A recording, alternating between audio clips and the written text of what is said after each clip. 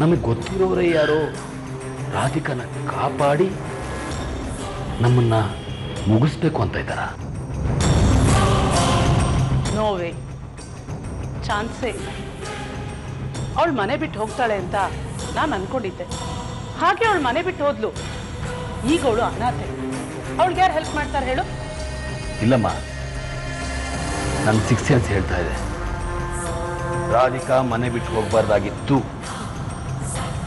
ಖಂಡಿತ ನಮ್ಗೆ ಅಪಾಯ ಇದೆ. ಅವಳು ಎಲ್ಲಿ ಹೋಗಿ ತಲುಪ್ತಾಳೆ ಅಂತ ನನಗೆ ಗೊತ್ತು ಶಾಂತನು. ಆಶ್ಚರ್ಯ ಆಗ್ತಿದೆ ಅಲ್ಲ? ತಮಾಷೆಗಾಗ್ಲಿ ಅಥವಾ ನಿನ್ನ ಆತಂಕ ಕಮ್ಮಿ ಮಾಡೋಕ್ಕಾಗ್ಲಿ ನಾನು ಈ ಮಾತು ಹೇಳ್ತಿಲ್ಲ. ಈಗ ನಿಜವಾಗ್ಲೂ ಅವಳು ಎಲ್ಲಿದ್ದಾಳೆ ಅಂತ ಕೂಡ ನನಗೆ ಗೊತ್ತಿಲ್ಲ. ಆದ್ರೆ ಮುಂದೆ ಅವಳು ಎಲ್ಲಿ ಹೋಗಿ ತಲುಪ್ತಾಳೆ ಅಂತ ಮಾತ್ರ ನನಗೆ ಗೊತ್ತು. ಅವಳು ಹೋಗೋ ಜಾಗ ನನ್ನ ಕಣ್ಣು ಮುಂದೆನೇ ಕಾಣ್ತಾ ಇದೆ.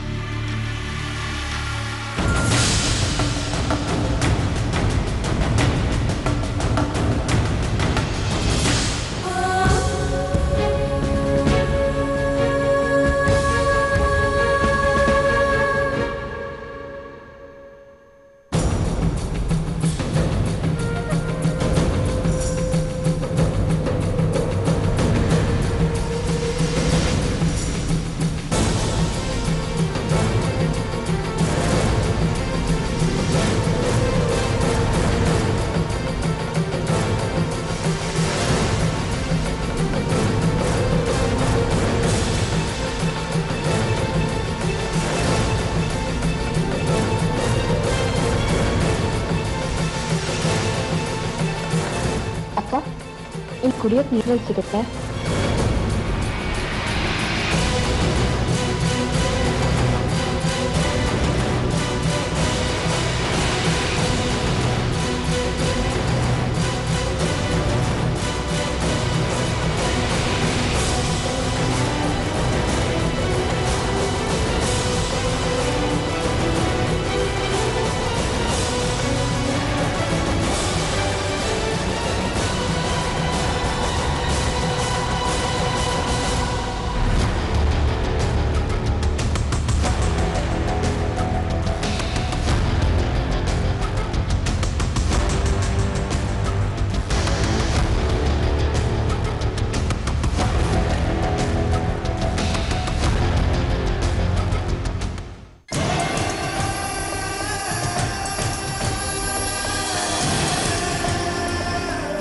ರಾಧಿಕನೇ ಮನೇಲಿಲ್ಲ ಅಂದಮೇಲೆ ನಾನಿಲ್ಲಿದ್ದೇನು ಮಾಡಲಿ?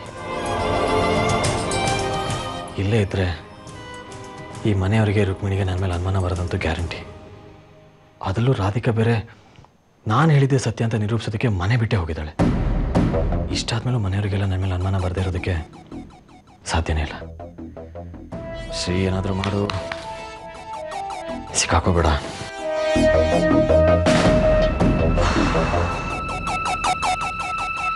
ನಾನಿಲ್ಲಿ ಬಂದಿದ್ದೆ ರಾಧಿಕನಿಗೋಸ್ಕರ. ಬಹುಶಃ ಈ ಜಾಗದಲ್ಲಿ ವಿಷಯ ಇದ್ದಿದ್ರೆ ರಾಧಿಕಾ ನೋಡಿಕೊಂಡು ಮನೆ ಬಿಟ್ಟು ಹೋಗ್ತಿದ್ದ. ಎಸ್, ರಾಧಿಕಾ ನೋಡ್ಕೋ ನೆಪದಲ್ಲಿ ನಾನು ಮನೆ ಬಿಟ್ಟು ಹೋದ್ರೆ ಎಸ್, ಸರಿ ಅದ ಐಡಿಯಾ. ಎಸ್,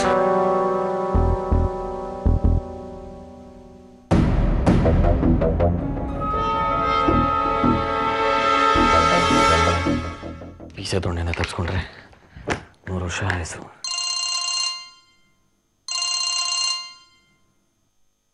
ಹೇಳು, ಅಲ್ಲಿಂದ ಹೊರಟಿರ್ಬೇಕಲ್ಲ? ನೋಡು, ನನಗೆ ಈ ಮನೇಲಿ ಇರೋದಕ್ಕೆ ಆಗ್ತಾ ಇಲ್ಲ. ನಾನು ಈ ಮನೆಯಿಂದ ಹೊರಡ್ತಾ ಇದ್ದೀನಿ ಅಷ್ಟೇ. ಲೈಫಲ್ಲಿ ಯಾವುದಕ್ಕೂ ಯಾರಿಗೂ ಹೆದರ್ತಾನಲ್ಲ ನಾನು. ಫಸ್ಟ್ ಟೈಮ್ ಪಾಪ ಪ್ರಜ್ಞೆ ಕಾಡ್ತಾ ಇದೆ. ಇನ್ಮೇಲೆ ನಾನೆಲ್ಲರೂ ಸರಿಯಲ್ಲ. ಬಾಯ್. ಯಾಕೆ ಬಿದಿಯೇನ ಆಗ್ತೀಯಾ? ನಾನು ಹೇಳೋವರೆಗೂ ಅಲ್ಲಿಂದ ಹೊರಡೋ ಹೋಗಿಲ್ಲ. ನೋಡು, ನಾನು ಈ ಮನೇಲಿ ಇನ್ನು ಮುಂದೆ ಇರೋದು ಸರಿ ಆಗಲ್ಲ ಆಗಲ್ಲ ಆಗಲ್ಲ. ಅರ್ಥ ಮಾಡ್ಕೊ. ಇಷ್ಟು ದಿನ ಅಲ್ಲೇ ಇದೆಯಲ್ಲ, ಏನಾದರೂ ಆಯ್ತಾ? ಅದಕ್ಕೆ ನಾನು ಹೇಳೋವರೆಗೂ ಅಲ್ಲೇ ಇರಬೇಕು. ನನಗೆ ಈ ಮನೆಯವ್ರ ಭಯ ಇಲ್ಲ, ಹಾಗಂತ ಈ ಮನೆಯವ್ರ ಮನಸ್ಸಿನ ಜೊತೆ ಆಟ ಆಡೋ ಧೈರ್ಯನೂ ನನಗಿಲ್ಲ. ಇರಬೇಕು ಅಂದರೆ ಇರಬೇಕು ಅಷ್ಟೇ. ಮುಂದಿನ ಮಹತ್ತರವಾದ ಕಾರ್ಯಕ್ಕೆ ನಿನ್ನಲ್ಲಿ ಇರಲೇಬೇಕು. ನಾನು ಇಲ್ಲಿರಲ್ಲ. ಬಾಯ್. ಹಲೋ ಹಲೋ ಹಲ್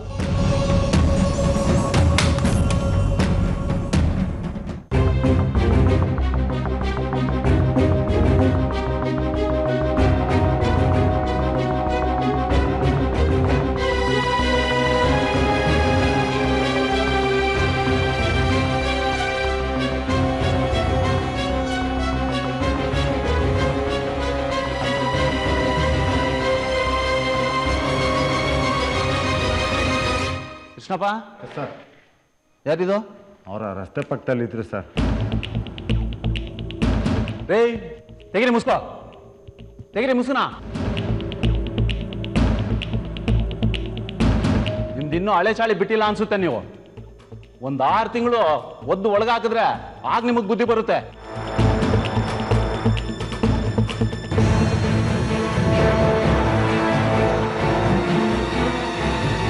ಯಾರಿದು ಹೊಸ ಮುಖ?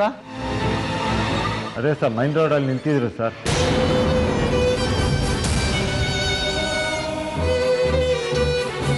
ಏನಮ್ಮ ನಿನ್ನ ಹೆಸರು?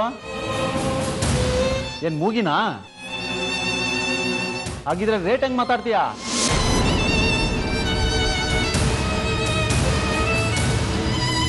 ಕೃಷ್ಣಪ್ಪ, ಬೆಳಗ್ಗೆನೆ ಎಲ್ಲಾರನ್ನೂ ಕೋರ್ಟ್ಗೆ ಪ್ರೊಡ್ಯೂಸ್ ಮಾಡು. ಏನಮ್ಮ ಎಲ್ಲೋಗಿದ್ರೆ? ಯಾಕೆ ಇಷ್ಟು ಲೇಟು? ಊಟಕ್ಕೆ ಹೋಗಿದ್ವಿ ಸರ್. ರೇ ಕೃಷ್ಣಪ್ಪ, ಇವ್ರದ್ದು ಯಾಕೋ ಜಾಸ್ತಿ ಆಯ್ತ್ರಿ. ದಿನೇ ದಿನೇ ಹೊಸಬ್ರು ಬರ್ತಾನೆ ಇದ್ದಾರೆ. ಇವ್ರನ್ನ ಬೆಳಗ್ಗೆನೆ ಕೋರ್ಟಿಗೆ ಪ್ರೊಡ್ಯೂಸ್ ಮಾಡಿ. ಸರ್, ಅವಳು ನೋಡಿದ್ರೆ ಒಳ್ಳೆ ಮನೆ ಹುಡುಗಿ ಥರ ಕಾಣ್ತಾಳೆ.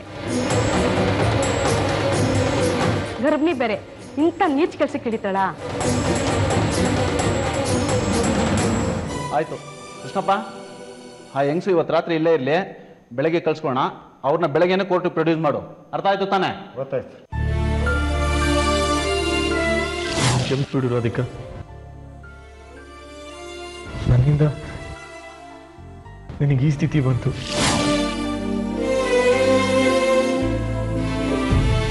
ಊರಿಗೆ ಧರ್ಮಾಧಿಕಾರಿ ನಾನು. ಆದರೆ ಕೊನೆಗೂ ನಿನ್ನ ಇಲ್ಲಿವರೆಗೂ ತಂದ್ಬಿಟ್ಟೆ. ನಿಮ್ಮ ಪ್ರೀತಿ ನನ್ನ ಜೊತೆ ಇದ್ರೆ ಇದು ಕೂಡ ನನಗೆ ಮನೆನೇ ಇದ್ದ ಹಾಗೆ. ಎಷ್ಟು ದಿನ ಆದ್ರೂ ಪರವಾಗಿಲ್ಲ ರೀ, ನೀವು ಬೇಜಾರು ಮಾಡ್ಕೋಬೇಡಿ.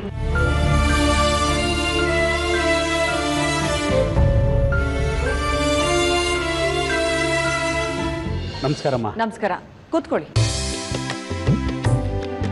ಧರ್ಮಾಧಿಕಾರಿಗಳಿದ್ದಾರಮ್ಮ ಮನೆಯಲ್ಲಿ? ಹಾ, ಇದ್ದಾರೆ. ವಿಶು, ಮತ್ತೆ ಟ್ರಸ್ಟ್ ಕೆಲಸ ಎಲ್ಲ ಹೇಗೆ ನಡೀತಾ ಇದೆ? ನಡೀತಾ ಏನಮ್ಮ? ಬಾಪ. ಓ, ನಮಸ್ಕಾರ. ನಮಸ್ಕಾರ. ನಿನ್ನ ಹತ್ರ ಏನೋ ಮಾತಾಡ್ಬೇಕಂತೆ, ಮಾತಾಡ. ಕೂತ್ಕೊಳ್ಳಿ.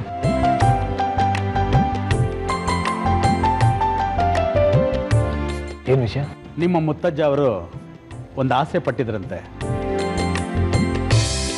ಹಣದ ಅಭಾವದಿಂದ ಆ ಕೆಲಸ ಆಗಿರಲಿಲ್ಲ. ಏನಿಲ್ಲ, ಒಂದು ದುರ್ಗಾದೇವಿ ದೇವಸ್ಥಾನ ಕಟ್ಟಿಸ್ಬೇಕು. ಅದರಿಂದ ಅಂಗವಿಕಲರಿಗೆ, ಕಡುಬಡವರಿಗೆ ದೇವಸ್ಥಾನದಲ್ಲಿ ಕೆಲಸ ಸಿಕ್ಕಿ ಎಲ್ರಿಗೂ ಒಳ್ಳೇದಾಗಬೇಕು ಅನ್ನೋದೇ ಅವರ ಉದ್ದೇಶ ಆಗಿತ್ತು.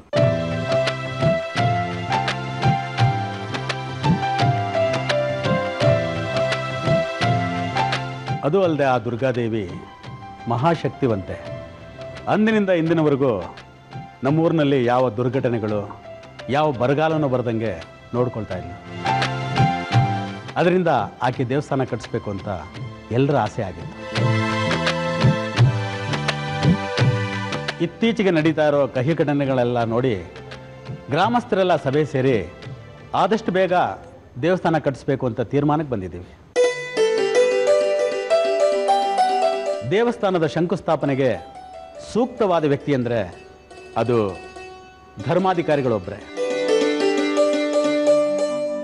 ಇಂಥ ಪವಿತ್ರವಾದ ಕಾರ್ಯವನ್ನು ನೆರವೇರಿಸಬೇಕು ಅಂದರೆ ಮನಸ್ಸಿನಲ್ಲಿ ಯಾವುದೇ ವಿಧವಾದ ಕಲ್ಮಶ, ಕಪಟ, ಮೋಸ, ವಂಚನೆ ಯಾವುದೂ ಇರಬಾರ್ದು. ಅಂಥ ವ್ಯಕ್ತಿ ಅಂದರೆ ತಾವೇ.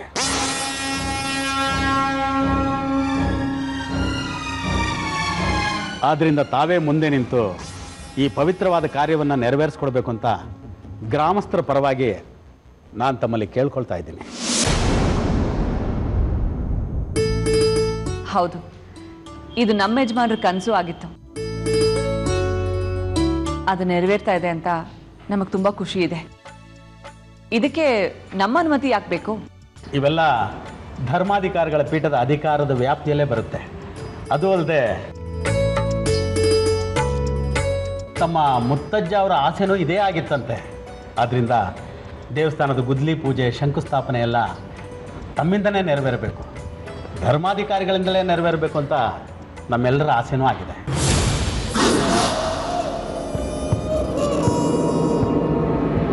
ನೋಡಿಮ್ಮ, ವಿಶಾಲ್ ಭಾರದ್ವಾಜ್ರವರಿಂದನೇ ಈ ಶಂಕುಸ್ಥಾಪನೆ ಚಾಲನೆ ಆಗಬೇಕು. ಅದು ನನಗಿಂತ ದೊಡ್ಡವರೆಲ್ಲ ನೀವೆಲ್ಲ ಇದ್ದೀರಲ್ಲ, ನೀವೇ ಶುರು ಮಾಡಿ. ನೋಡಿ ಧರ್ಮಾಧಿಕಾರಿಗಳೇ, 50 ಕೋಟಿ ರೂಪಾಯಿ ಅನುದಾನ ಸಂಸ್ಥಾನದ ಹೆಸರಿಗೆ ರಿಲೀಸ್ ಆಗಿದೆ. ಧರ್ಮಾಧಿಕಾರಿಗಳಾದ ತಾವೇ ಮುಂದೆ ನಿಂತು ಇದನ್ನು ನಡೆಸ್ಕೊಡ್ಬೇಕು. ಅದಕ್ಕೆ ಸಂಬಂಧಪಟ್ಟ ಡಾಕ್ಯುಮೆಂಟ್ಸ್ ಎಲ್ಲ ಇದರಲ್ಲಿದೆ. ತಾವು ಪರಿಶೀಲಿಸಿ ಇದಕ್ಕೆ ರುಜು ಹಾಕಬೇಕು. ತಗೊಳ್ಳಿ.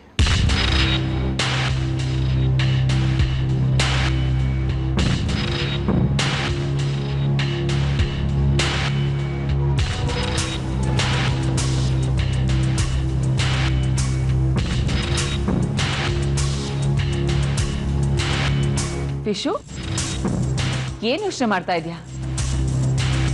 ಇದು ಪವಿತ್ರವಾದ ದೇವಸ್ಥಾನದ ನಿರ್ಮಾಣದ ಕೆಲಸ. ನೀನ್ ಮಾಡ್ತಿರೋದು ಪುಣ್ಯದ ಕೆಲಸನೇ. ಸೈನ್ ಮಾಡು.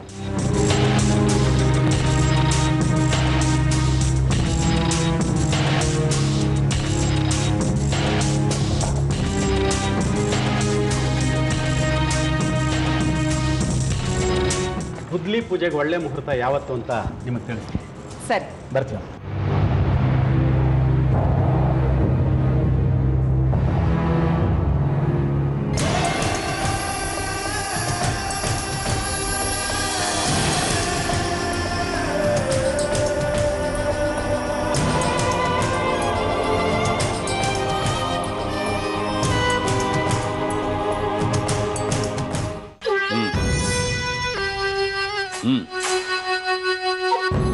ಓಕೆ. ಒಂದು ದಿನ ನೆಮ್ಮದಿ ಇಲ್ಲ. ಒಂದು ತಲೆನೋವು ತೊಲಗ್ತು ಅಂದ್ರೆ ಇನ್ನೊಂದು ದೊಡ್ಡ ತಲೆನೋವು. ದಿನ ಈ ತಲೆನೋವುಗಳು ಬಂದು ನನಗೆ ತೊಂದರೆ ಕೊಡ್ತಾನೆ ಇರುತ್ತವೆ. ದಿನಕ್ಕೂ ಒಂದೊಂದು ತಲೆ ತೆಗೆದುಬಿಡೋಣ ಅನ್ಸುತ್ತೆ. ಆದ್ರೆ ಏನ್ ಮಾಡೋದು? ದಿನ ತಲೆ ತೆಗೆದ್ರ ಬಗ್ಗೆ ಯೋಚನೆ ಮಾಡ್ತಾ ಇರ್ಬೇಕಾಗುತ್ತೆ.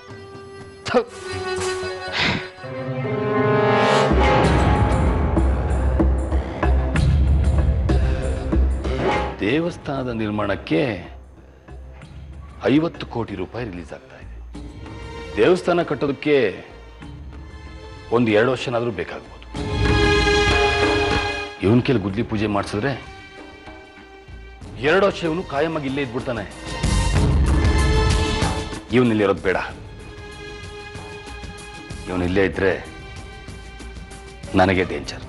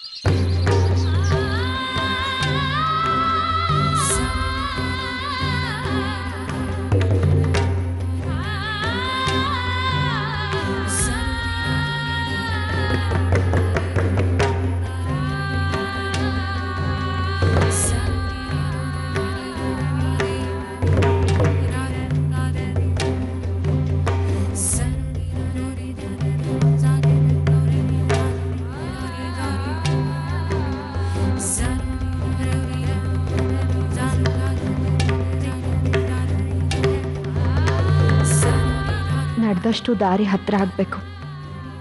ಕೆರೆ ದಂಡೆ ಮೇಲಿದ್ದೀನಿ. ದೋಣಿ ಇಲ್ಲದೆ ಇರೋ ಕೆರೆ, ಬಾರದೆ ಇರೋ ಊರು. ಇದನ್ನೆಲ್ಲ ನಾನು ಯಾವಾಗ ದಾಟ್ತೀನಿ? ಎಲ್ಲಿಗೆ ಹೋಗ್ತಾ ಇದ್ದೀನಿ? ದಾರಿ ಕೊನೆಯಲ್ಲಿ ಯಾರು ಕಾಯ್ತಾ ಇದ್ದಾರೆ? ನದಿ ತೀರ ದಾಟಿ ಏನಿದೆ?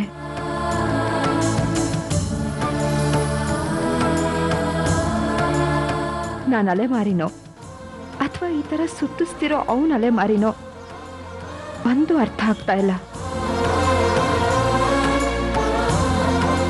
ಮಗು ಈಗೇನೋ ಒಂಥರ ಬೆಚ್ಚಗಿದೆ. ಯಾವ ಜಾಗದಲ್ಲಿ ಮಗುನ ಹೆರ್ತೀನೋ ಅದು ಗೊತ್ತಿಲ್ಲ. ಮಗು ಮೊದಲನೇ ಸರಿ ಅಮ್ಮ ಅನ್ನೋ ಜಾಗದಲ್ಲಿ ಅದನ್ನ ಕೇಳೋಕೆ ಅಪ್ಪ ಅಂತ ಅನ್ನಿಸ್ಕೊಂಡವನು ಕಾಯ್ತಾ ನಿಂತಿರ್ಬೇಕು. ಇದೆಲ್ಲ ಸಾಧ್ಯ ಆಗುತ್ತಾ?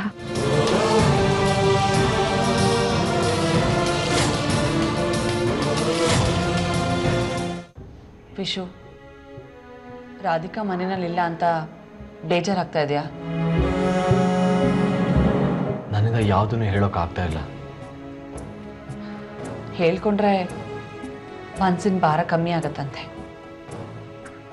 ಹೇಳೋದ್ರಿಂದ ನಿಮ್ಮ ಮನಸ್ಸಿಗೆ ನೋವಾಗ್ಬೋದು. ಏನು ಹೇಳ್ತಿದ್ಯಾ? ನಿನ್ನ ಮಾತು ನನಗೆ ಅರ್ಥ ಆಗ್ತಾ ಇಲ್ಲ. ಸಮಯ ಬರೋವರೆಗೂ ನಿಮಗೆ ಅರ್ಥ ಆಗದೆ ಇರೋದೇ ಒಳ್ಳೇದು. ವಿಚಿತ್ರವಾಗಿ ಮಾತಾಡಬೇಡ. ಎಲ್ಲದಕ್ಕೂ ಪರಿಹಾರ ಇದೆ. ನೋಡ್ ವಿಶು, ನಿನ್ ಕೋಪ ಏನಿದ್ರು ನನ್ನ ಮೇಲೆ 4 ಗೋಡೆ ಮಧ್ಯ ತೀರಿಸ್ಕೊ. ಆದ್ರೆ ಮನೆಗೆ ಬಂದವ್ರ ಎದುರುಗಡೆ ನಮ್ಮ ಮನಸ್ಸಲ್ಲಿ ಎಷ್ಟೇ ನೋವಿದ್ರು ಮುಖದಲ್ಲಿ ನಗು ಇರಬೇಕು. ಅದು ಧರ್ಮಾಧಿಕಾರಿಗಳ ಮನೆತನದ ಧರ್ಮ. ಮನೆಗೆ ಬಂದವ್ರ ಎದುರುಗಡೆ ಸರಿಯಾಗಿ ಮಾತಾಡೋದಕ್ಕೆ ನಿನ್ಗೇನಾಗಿತ್ತು? ಅವ್ರಿಗೆ ಅನುಮಾನ ಬರಲ್ವಾ? 100 ಜನ 100 ತರ ಮಾತಾಡಲ್ವಾ? ವಿಶು, ರಾಧಿಕನ್ನ ನಾನ್ ಮನೆ ಬಿಟ್ಟು ಹೋಗು ಅಂತ ಹೇಳಿಲ್ಲಪ್ಪ. ಇದ್ರಲ್ಲಿ ನನ್ ತಪ್ಪಿದ್ರೆ ದಯವಿಟ್ಟು ಕ್ಷಮಿಸ್ಬಿಡಪ್ಪ. ದೇವಸ್ಥಾನ ನಿರ್ಮಾಣದ ಕಾರ್ಯನ ನೀನ್ ಮಾಡ್ತೀಯೋ ಮಾಡಲ್ವೋ ಅಷ್ಟ್ ಹೇಳು. ನೋಡು ವಿಶು, ಇದೊಂದು ಪುಣ್ಯವಾದ ಕೆಲಸ. ಒಂದೇ ಮನಸ್ಸಿಂದ ಮಾಡ್ಬೇಕಪ್ಪ. ಈ ದೇವಸ್ಥಾನ ನಿರ್ಮಾಣ ಸಂಭ್ರಮ ನಿನ್ ಜೀವನದಲ್ಲೂ ಸಂಭ್ರಮ ತರ್ಲಿ. ಹೆಂಡತಿ ಇಲ್ಲ, ಸಂಭ್ರಮಕ್ಕೆ ರೆಡಿ ಆಗುವಂತ ಅಮ್ಮ ಹೇಳ್ತಿದ್ದಾಳೆ ಅಂತ ಅನ್ಕೊಳ್ತಿದ್ಯಾ? ನಾನೇನ್ ಮಾಡ್ಲಿ ವಿಶು? ರಾಧಿಕಾ ಎಲ್ಲಿದ್ದಾಳೆ ಅಂತ ಗೊತ್ತಿಲ್ಲ. ಅವಳು ಎಲ್ಲಿದ್ದಾಳೆ ಅಂತ ಗೊತ್ತಿದ್ರೆ ಅತ್ತು ಕರೆದು ರಂಪ ಮಾಡಿ ಆದ್ರೂ ಅವಳನ್ನ ಮನೆಗೆ ವಾಪಸ್ ಕರ್ಕೊಂಡ್ ಬರ್ತಾ ಇದ್ದೆ. ಆದ್ರೆ ಅವಳು ಎಲ್ಲಿದ್ದಾಳೆ ಅಂತಾನೆ ಗೊತ್ತಿಲ್ವಲ್ಲ. ವಿಶು, ದೇವ್ರನ್ನ ನಂಬು. ರಾಧಿಕಂಗೆ ಯಾವ ಅನಾಹುತನೂ ಆಗದಿರೋ ಹಾಗೆ ಅವಳ ಮನೆಗೆ ವಾಪಸ್ ಬರ್ಲಿ ಅಂತ ಕೇಳ್ಕೊಂಡು ಈ ಕೆಲಸ ನೆರವೇರಿಸು. ಆಗ್ಲಾದ್ರೂ ಅವಳು ಮನೆಗೆ ವಾಪಸ್ ಬರ್ಬೋದು. ಇಲ್ಲ, ರಾಧಿಕಾ ವಾಪಸ್ ಬರಲ್ಲ.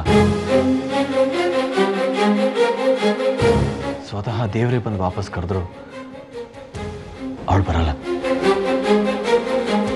ರಾಧಿಕಾ ಯಾಕೆ ವಾಪಸ್ ಬರಲ್ಲ ಅಂತ ಹೇಳಲ್ಲ. ರಾಧಿಕಾ ಯಾವ ಕಾರಣಕ್ಕೆ ಮನೆ ಬಿಟ್ಟು ಹೋದ್ಲು ಅಂತ ಹೇಳ. ಅದೇ ಮರುಮಂಗಲ್ಯ ಧಾರಣೆ ವಿಷಯಕ್ಕೆ ತಾನೆ? ಅಲ್ಲ, ನಿಮ್ದು ತಪ್ಪು ಕಲ್ಪನೆ. ವಿಷಯನ ಬಿಟ್ಟು ರಾತ್ರೋರಾತ್ರಿ ಓಡ್ ಹೋಗ್ತಾಳ ರಾಧಿಕಾ? ಯೋಚನೆ ಮಾಡಿ.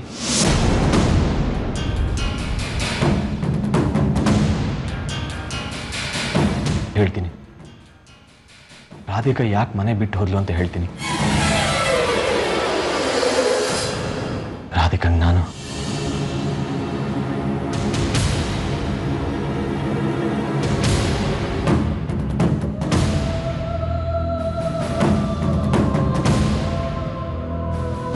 ಹೋಗ್ಲಿ ಬಿಡಿ ಅಮ್ಮ. ಮುಗ್ದೋಗಿದ್ರ ಬಗ್ಗೆ ಯಾಕೆ ಇವಾಗ ಯೋಚನೆ ಮಾಡೋದು? ನನಗೆ ತುಂಬ ತಲೆ ಸಿಡಿತಾ ಇದೆ. ನಾನು ಮಲ್ಕೋತೀನಿ.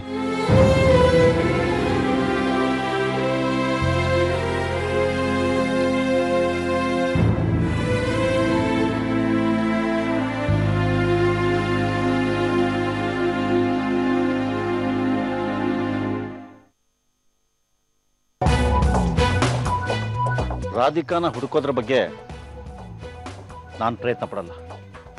ನೀನು ಪ್ರಯತ್ನ ಪಡಕ್ಕೆ ಹೋಗ್ಬೇಡ, ಸುಮ್ಮನೆ ಇದ್ದು ಬಿಡು. ಅವಳನ್ನ ಹುಡುಕೋತಂದ್ರೆ ಬೇರೆಯವ್ರು ತಗೋತಾರೆ. ಸರಿ, ಹಾಗಾದ್ರೆ ಇಲ್ಲಿದ್ದೇನ್ ಮಾಡೋದು? ನಡೀರಿ, ಹೊಟ್ಟು ಮಾಡೋಣ. ಒಳ್ಳೆ ಸೂತ್ಕ ಪಡ್ದಂಗಿದೆ ಈ ಮನೆ. ಒಂದು ಶುಭ ಸಮಾಚಾರಗಳಿಲ್ಲ. ಮನೆ ಬಿಟ್ಟು ಹೊಟ್ಬಿಡೋಣ ಬನ್ನಿ. ಶಾಂತನು ಶಾರದಾ ಗೆಸ್ಟ್ಗಳ ತರ ಈ ಮನೆಗೆ ಬರ್ತಾರೆ, ದೊಡ್ಡಮ್ಮನ ಸಮಾಧಾನ ಮಾಡೋದಕ್ಕೆ. ನಾವು ಅವ್ರಿಗೆ ಟೀ ಕಾಫಿ ಸಪ್ಲೈ ಮಾಡ್ಕೊಂಡು ಇದು ಬಿಡೋಣ. ಪ್ರದೀಪ, ಎಲ್ಲ ಸರಿ ಇದ್ದಾಗ ಇರೋದು ಮುಖ್ಯ ಆಗಲ್ಲ ಕಣೋ. ಈಗ ಅದು ಇಂಥ ಸಂದರ್ಭದಲ್ಲಿ ನಾವು ಇರಲೇಬೇಕು, ಲೆಕ್ಕಕ್ಕೆ ಬರುತ್ತೆ.